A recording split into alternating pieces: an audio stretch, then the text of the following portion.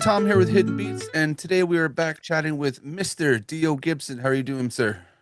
I'm doing great. Doing very hot. It's a crazy heat storm in Toronto. Yeah, man, I'm in Ottawa, so we've had that same thing here. I had a bit of heat stroke yesterday. We're yard sailing, and oh man, it's something. Yeah. And my air conditioner broke. Oh, that's rough. But you always have to just deal with whatever happens and comes your way, right? Yeah, exactly. Everything happens, just because it's meant to happen. Could be a lot worse. Yeah. Well, my man, you know the drill. We're here to talk about you and your music, but if you had to give an elevator pitch to new fans, how would you describe yourself? I would describe myself as a mixture of Tupac with Jay-Z with a little bit of Fresh Prince involved. I grew up loving the Fresh Prince and Will Smith as a rapper, but it was Tupac who taught me about the importance of a message in your music. And I Hmm. love Jay Z because Jay Z would talk about his business and always would want to make you a better person and artist. Because growing up, I wasn't just a fan of hip hop, I was a fan of Michael Jackson. And I think it's important for people when they hear music, not to just hear somebody brag about themselves, but to hear something that will really connect and vibe with you. Yeah, for sure. And some of those, Michael Jackson, Jay-Z, like there's lyrics and stories behind everything that they do, so it makes sense for sure. Yeah, Now, we've talked a lot in the past about, your influences and about everything, but I want to dive a little deeper into some lyrics and things with you today and get the for story sure. behind what's going on. And your most recent release, Dad, I Did It. I'm curious how that came about and how did you put that together? I think it really started by watching the BET Awards because Okay. Usher won an award and he was saying, everybody says, Mama, I made it. But it's important to give respect to the fathers because sometimes you want to say, Dad, I did it. Hmm. And I realized in hip hop music, we don't talk very much about our fathers. And not everybody is lucky enough to have a father or fortunate enough that to have a present father. But maybe you have an uncle in your family or maybe you have a grandfather. But as a young man growing up, it was important to have male figures and role models in my life. So I wanted to do a song to celebrate those male figures. Was there a specific moment that inspired the song, like that you kind of were building off of when you were making it? Yeah, I think it's because I thought back to one time when I was performing in Singapore, and I just done a really big concert downtown Singapore in front of tens of thousands of people. And I called my dad. I wasn't even conscious of the time zones, but it was about midnight for him, and he still picked up, and he was just so proud of me for performing and following my dream. And I was just telling him, like, Dad, I did it, did it. The son did it. And it's such a great feeling to be able to say that to your dad. But now that I have two kids of my own, I always like when they say, Dad, I did it. I did it. Come over here. Look at what I did. Yeah.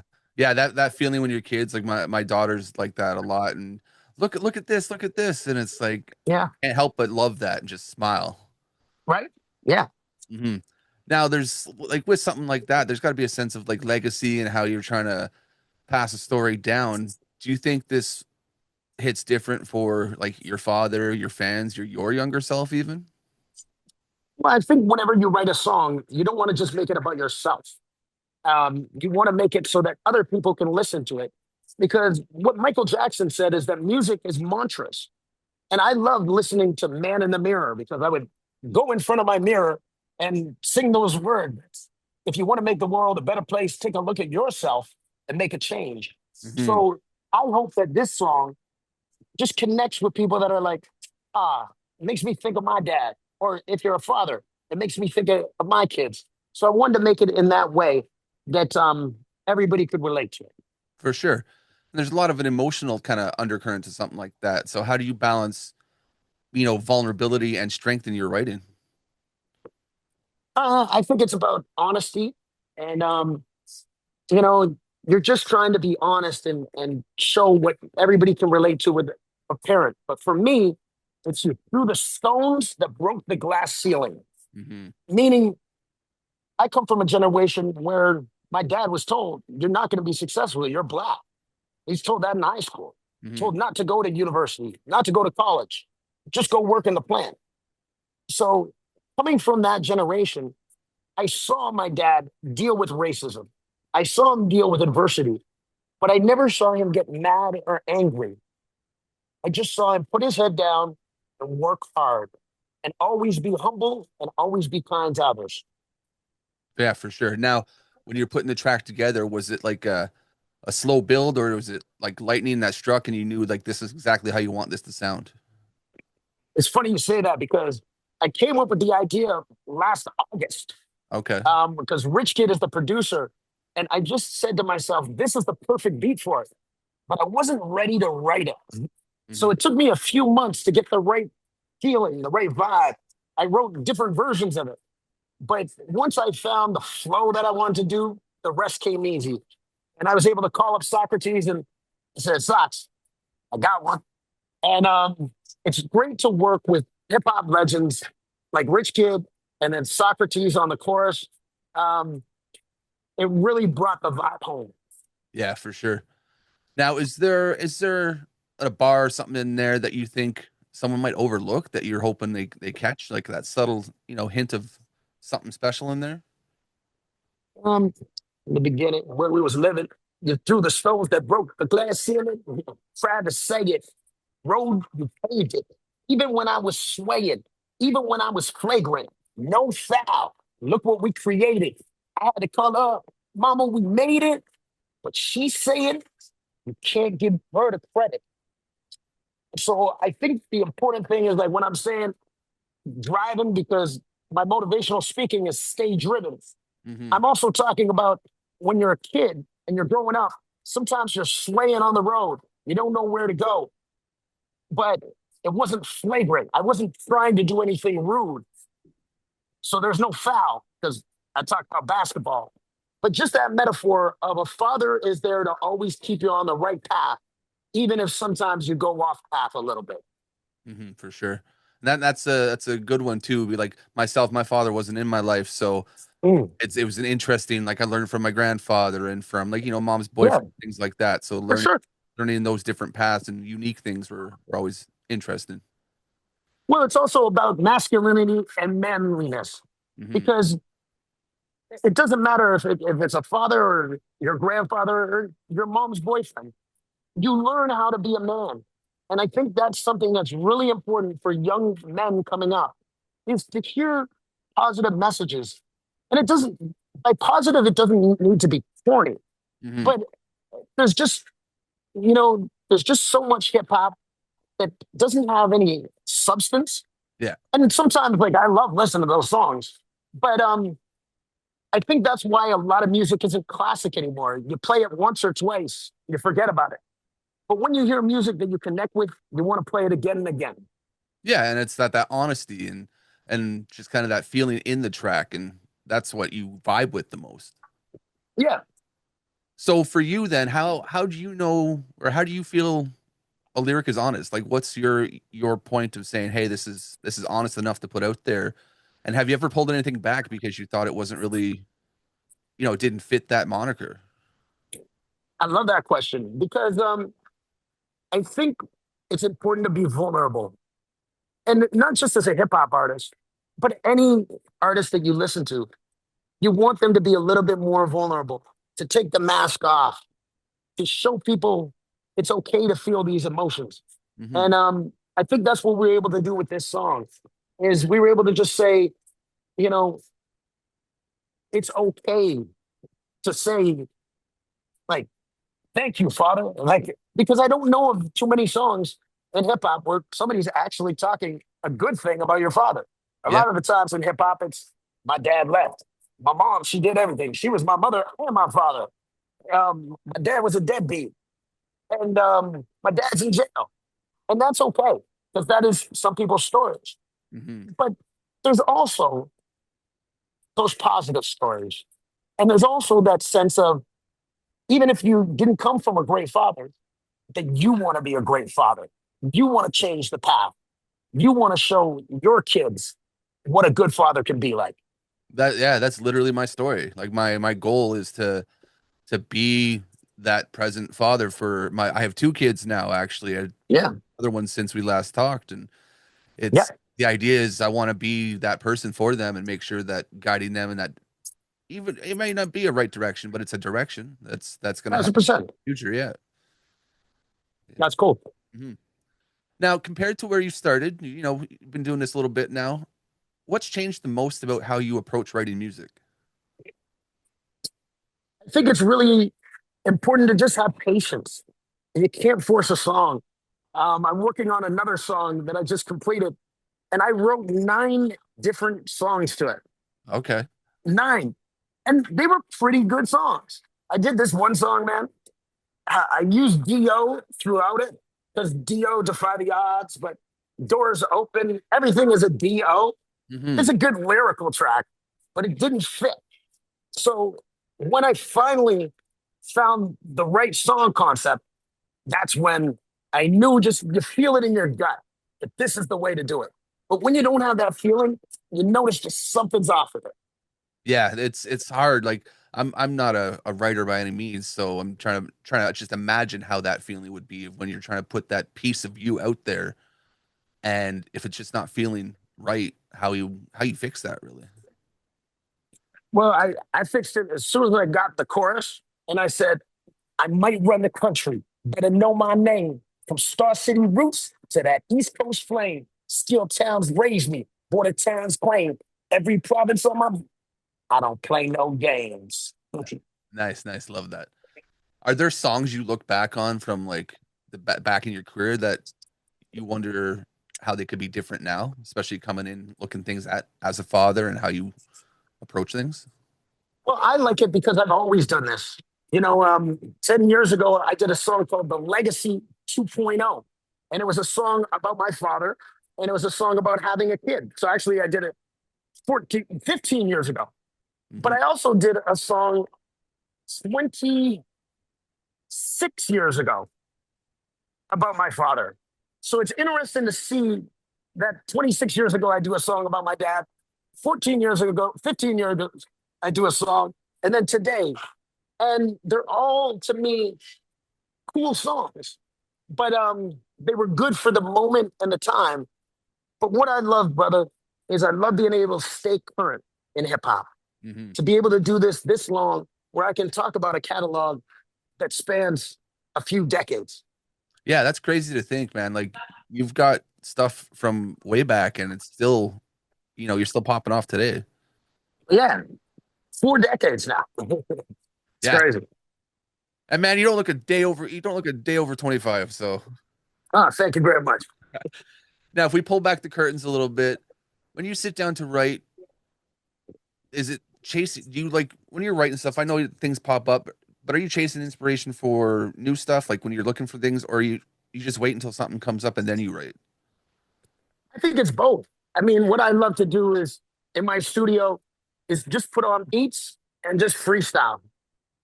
Sometimes just get up and walk around and just do different flows and just have fun with it.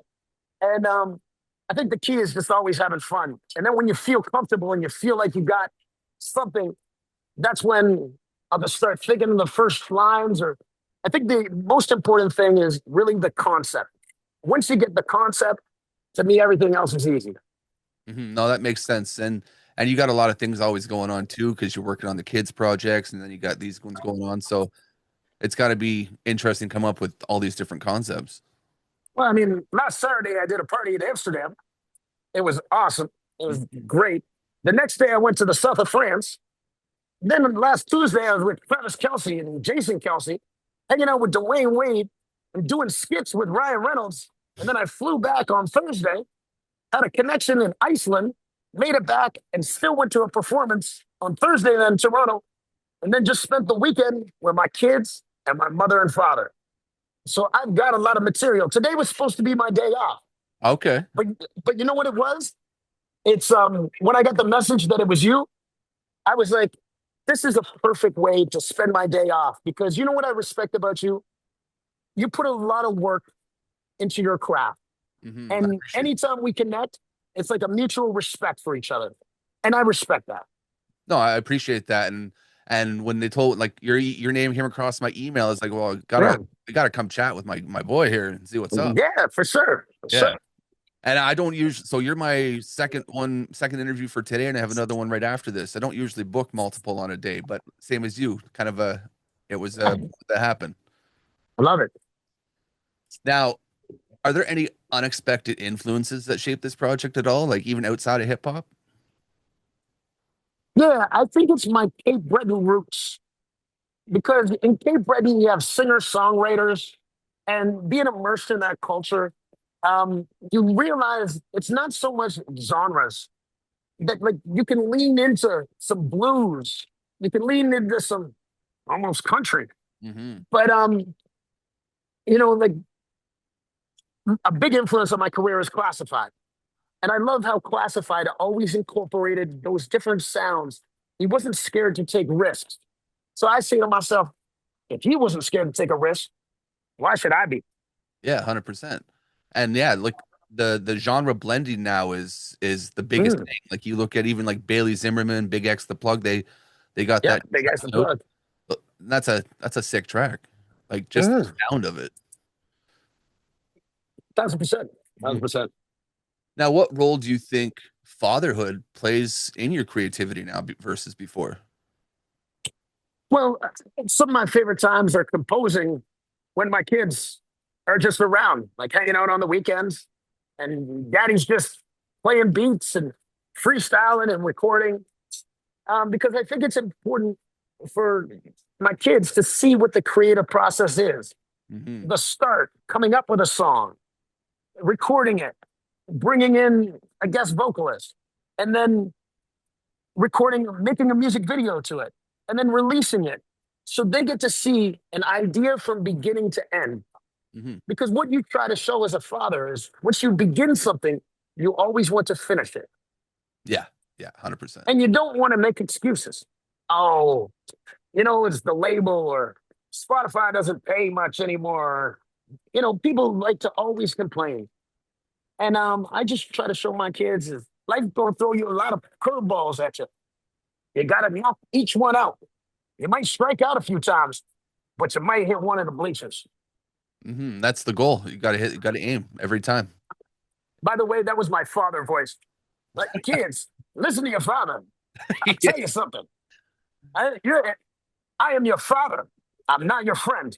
Hmm. Because it's important to instill discipline. And the best way to show discipline is to do it yourself. To Yeah. lead by example, lead through actions.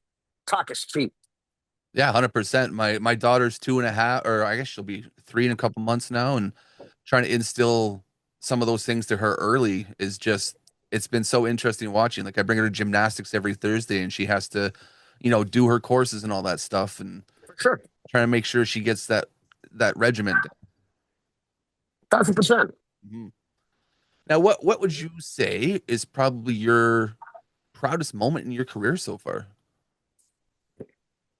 Um, I think it's really just about longevity. Last week I did a show before I left in my old hometown in Sarnia, and I lost my voice the day before. Okay. That was like my last show, and I had to drive 3 hours on Thursday morning to go do this performance. But you drink a lot of tea, you drink a lot of water.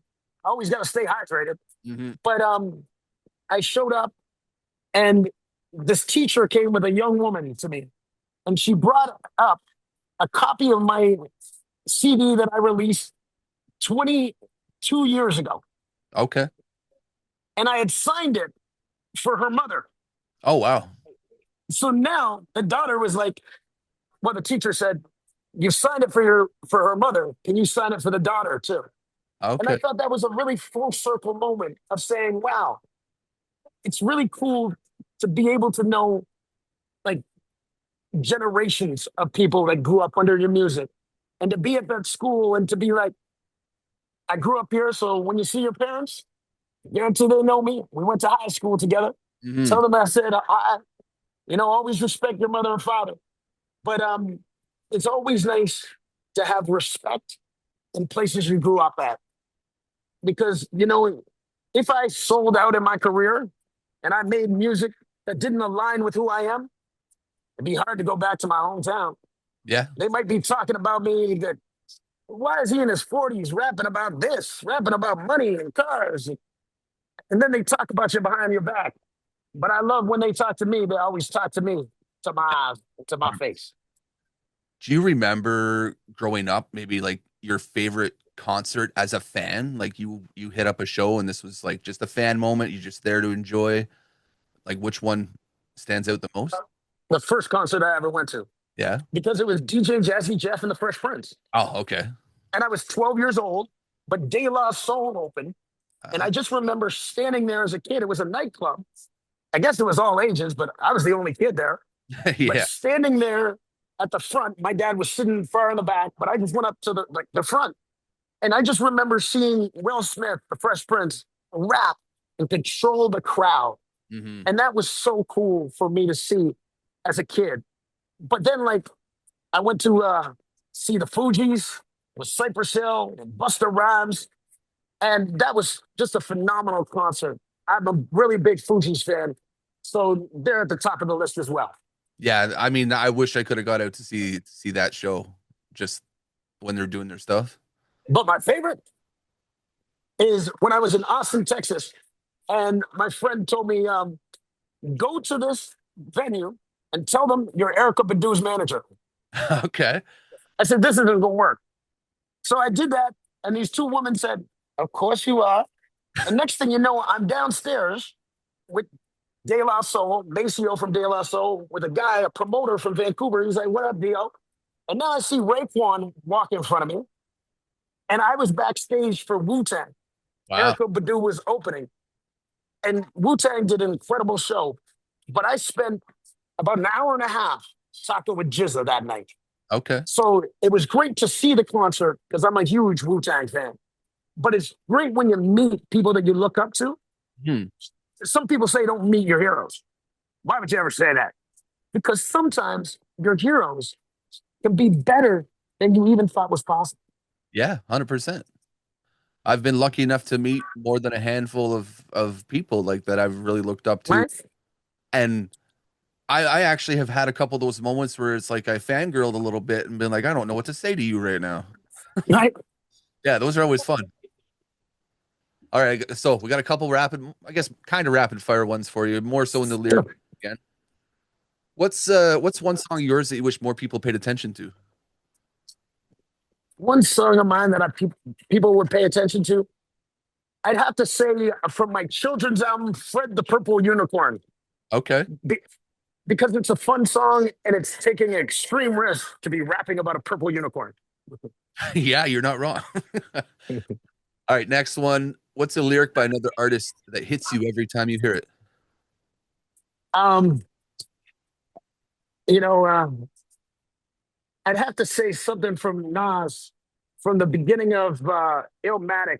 Rappers are like, rappers are monkey flipping with the funky wisdom. I'm the kick it, magician, and flip the composition. Like when I heard that, I was like, wow, blew my mind. Yeah, no, that's a good one. What's the favorite line that you've ever written? Um, I was raised by strong black women. Just want to say it. You know, respect is a given. Okay, no, I dig that. If your discography had a mission statement, what would it be? Always do my best to represent my country and my family. All right, no, I dig that. Those are my quick fire ones. I was trying to make some Love interesting it. for you. That was good. Yeah. Now, a couple more before we end off. Anything fun happened in the summer for you? Well, if this is the last summer, that's the new single coming out. Mhm. The greatest thing about summertime nowadays is just spending it with family, having barbecues in the backyard, you know, going to a beach, going to a water park. You know, it's nice to go away on a trip, but sometimes you just want to spend time with the people you love. And I can't wait to see, like, my Uncle Charlie, who just turned 98 this week. And I just wanted, I'm going back to a reunion in Nova Scotia and might even be coming to Ottawa next week. I'll keep you posted. Yeah, for But sure. it's really just good to spend more time with the family, eat some good food, share some good jokes. That's the way to be for sure. Now, festival season's coming up. If you could curate your perfect festival, what would it be like? I want Justin Bieber to be part of it. Okay. I'm a huge Justin Bieber fan. Um, that's a good question because I'd love. You always like to do things about Canada, so I'd have Classified on there. Mhm. I'd have Cardinal, Quake Matthews, Maestro Fresh West, Rochester, and then you know, I have to go with like just a classic Canadian artist. Um, who's another one that's I'm a big fan of Logan Stats. Yeah, I I think love he's it. really Awesome. cool too. Yeah. I've got to hang out with him a few times. He's He's just a great guy. such a good guy. I hung out with him in the south of France about 15 years ago. Oh wow, okay. So it's amazing to see his success. But it's I'm not surprised, but it's really cool to see somebody who works so hard Mhm. become successful. Yeah, he's actually from like my dad's side of family is all around Brantford, so he's right Yeah. from the area. So it's been So interesting. is my man Q Mac. Yeah, yeah. Now, where did I just leave off? There we go. Now we talked about the festival and stuff like that. What is your like festival survival guide if you were going out to one? Oh, to me the most important thing is always stay hydrated. Mm, You want to drink a lot of water. Um, I think that's the main thing, and you don't want to sit around. I think some people can sit on the ground at a festival. I always like to keep moving, stay active, and just interact with cool people that are strangers that are brought together by the love of the same music, and just make new friends. 100%. We actually, speaking of Cardinal, he just got announced today for Blues Fest here in Ottawa. Oh, that's amazing. Yeah, it was. I think G Easy stepped out, and then they filled it with Mm, a great Canadian artist. So for sure. yeah. Well, man, that's all the great points I have written down here to talk about. Is any final words of wisdom you want to leave to people? Um, yeah, hidden beats are only hidden until you discover them. So thank you to you guys for always representing me, D.O. Gibson, and always stay driven because when you stay driven, you can defy the odds. I mean, that's perfect, brother. I appreciate that. And we're always here telling stories for musicians like you and just trying to get, everyone a little bit more knowledge out there. Thank you. Well, if you do come to Ottawa, I expect you to hit me up and I will, I will. I we'll hang will, out and do some things and it'll be fun. for sure. All right, brother, I'm gonna let you go and enjoy the rest of your day. I gotta gear up for my next one. Sounds good. All right, we'll connect again. Here's the thing, though, man. I was so worried about today's interview Yeah. because my house is uninhabitable because of the heat. And so I was thinking, where am I going to do the interview? Because I'll be sweating too much. Yeah. And I went to Canadian Tire to buy an air conditioner, but then I was like, do I buy it or do I wait till the repairman can come? But then I just said, let me come to this neighborhood restaurant. They turned the music down, give me a glass of ginger ale, sat back, and I'm glad everything went smooth. Well, let's give him a Because shout I out did here. well, because I didn't want to. You never want to cancel. You know what I mean? Like you would have been like, I understand, but then you have to reschedule, and so I was just like, this will work out perfect, and it has. Thanks Yeah. again, man. Yeah. So I know you got to get ready. let's give him a shout out. What restaurant are you at so they get some I'm more in love? Chuck's, Brampton. All right, brother. Okay. Thank you. All right. Have a good one. Appreciate you, man. You as well. Peace. Oh yeah.